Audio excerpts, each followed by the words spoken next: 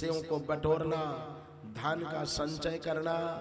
ऐसे ज्ञानी की तरह जो एक ज्ञानी थे, जो रोज कर्मकांड करवाते थे और रोज घर में लड्डू पूड़ी लाते थे। एक दिन घी से बना हुआ लड्डू लेकर आ गए, तो दक्षिणा में लड्डू ही मिला। ज्ञानी जी को लड्डू मिला। खूब पैसा बटोरने का काम करते थे, क्योंकि उनकी प्रसिद्धि हो गई थी। कर्मकांड करवाते थे। जब घर में लड्डू लेकर आए तो उनकी जो पड़ियाइन थी ना औरत, तो उनसे झगड़ा हो गई। उन्होंने कहा कि हम 5 लड्डू जब आप लाए हैं तो 3 लड्डू हमको खिला दो और 2 लड्डू आप खा लेना। पंडित जी ने कहा कि ऐसा कैसे होगा, हम दिन भर वेद बोले हैं, मेहनत किए हैं, हम 3 लड्डू खाएंगे, 2 लड्डू तुम खा लेना। औरत को कम खाना चाहिए, ज्यादा भकोसने का मन मत बनाओ, थोड़ा खाओ, 2 लड्डू ले लो। बात नहीं बनी, बन जाना चाहिए, मान जाना चाहिए। पति पत्नी की बात है, बात नहीं बनी तो एक शर्त लग गई। पंडित जी ने एक शर्त लगा दिया कि हम दोनों सो जाओ रोज की तरह, किंतु जो मुद्रा होगी 36 वाला नहीं, 63। एक का मुंह होगा उत्तर, एक का मुंह होगा दक्षिण। पलंग एक ही होगा, मुद्रा अलग होगी। और जो पहले बोल देगा उसको 2 लड्डू खाना पड़ेगा, जो बाद में बोलेगा 3 लड्डू खाएगा। वर्चस्व की लड़ाई। स्त्रियां वर्चस्व में तो बाजी मार ही लेती है, चाहे रात भर बैठने वाला हो या तो उपवास करने वाला हो, चाहे वो नवरात्रि हो या चतुर्मासा हो। वर्चस्व की लड़ाई होगी नहीं। आपस में भी वर्चस्व होता है। कैसे होता है? दिन बीत गए, रात बीत गई, फिर दिन बीत गए, 72 घंटे हो गए। समझ लीजिए कि सिलौंजा जैसा ही कोई गांव होगा, अद्भुत विचित्र। गांव के लोगों ने सोचा हमारे गांव में पंडित जी रहते हैं, पंडित जी रोज रोज सवेरे सवेरे वेद बोलते थे, पड़ियाइन जी गीत गाती थी, माइक बंद है, गीत बंद है, क्या हो गया इनके घर? जब गांव के लोग जुटे, देखा किवाड़ बंद है, तो एक अनहोनी हो गई। पता नहीं क्या अंदर में। गांव के लोगों ने दरवाजा को तोड़ा तो देखा कि दोनों पंडित पड़ियाइन एकदम शांत मुद्रा में पड़े हैं। शांत मुद्रा मतलब दोनों मर गए, ऐसा लोगों ने सोच लिया। हड़बड़ मच गई। अब क्या करना चाहिए?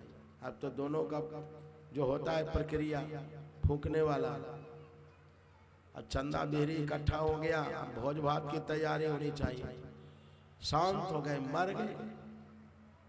शर्त लगी है, अभी मरे नहीं है दोनों, किंतु जमात है ना, जमात जुट गई तो हल्ला होगी, दोनों मर गए। बांस काटा गया, विमान सजाया गया, दोनों का हाथ पैर पकड़ पकड़ कर उसमें रखा गया। अब भी बोलने को तैयार नहीं है दोनों। 2 लड्डू खाने की इच्छा किसी को नहीं है। जब खाएंगे तो 3 खाएंगे और नहीं तो 5 खाएंगे, 2 खाएंगे। क्या है? मन की तस्वीर, मन का भूत क्या कहता है। अब तो दोनों को विमान में सुला दिया गया, चीता सजाई गई, दोनों का हाथ पैर पकड़ पकड़ करके चीता पर रखा गया स्मशान भूमि में। अब आग लगाने की बारी आ गई। एक व्यक्ति ने कहा कि पहले पड़ियाइन के शरीर में आग लगा दे। एक ने कहा कि पड़ियाइन का दोष क्या है?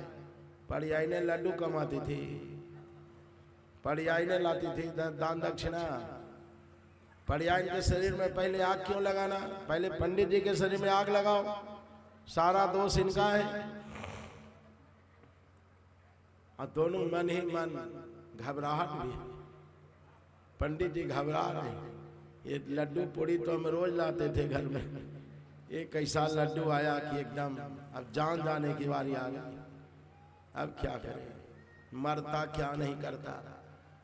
पंडित जी तो धड़ाक से उठकर बैठ गए, कहा कि नहीं नहीं, आग लगाने की जरूरत नहीं। वो पड़ियाइन जो थी ना, उसके शरीर पर धबाधब मारना शुरू किया।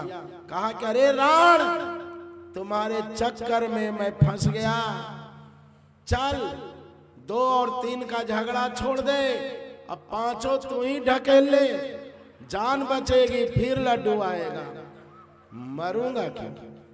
वो भी उठकर बैठ गई।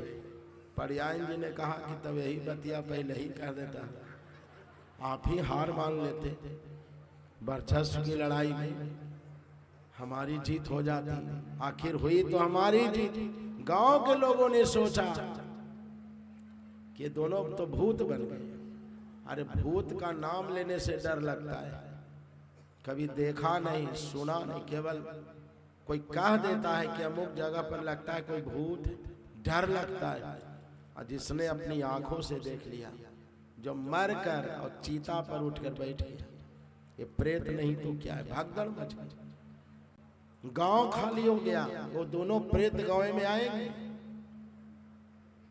बहुत दिनों के बाद दोनों पति पत्नी गांव की गलियों में घूमते थे। पंडित जी कहते थे कि सुनो पर्यायन जी, हमारे चक्कर में गांव के लोग भाग गए। पर्यायन जी कहती है कि नहीं नहीं, आपके चक्कर में नहीं, हमारे चक्कर में। गांव के लोगों ने जब वृतांत सुना तो धीरे धीरे आकर बसने लगे। जो ज्ञानी है, प्रबुद्ध है, उनकी भी ये दुर्दशा है। एक ज्ञान विषय का संचय करने के लिए होता है और एक ज्ञान परमात्मा का साक्षात्कार करने के लिए होता है। एक ज्ञान हृदय में धारण करने के लिए होता है, जो अद्भुत होता है, वो आनंद का विषय होता है। सुख और दुख से मुक्ति दिलाने वाला वह दिव्य ज्ञान होता है।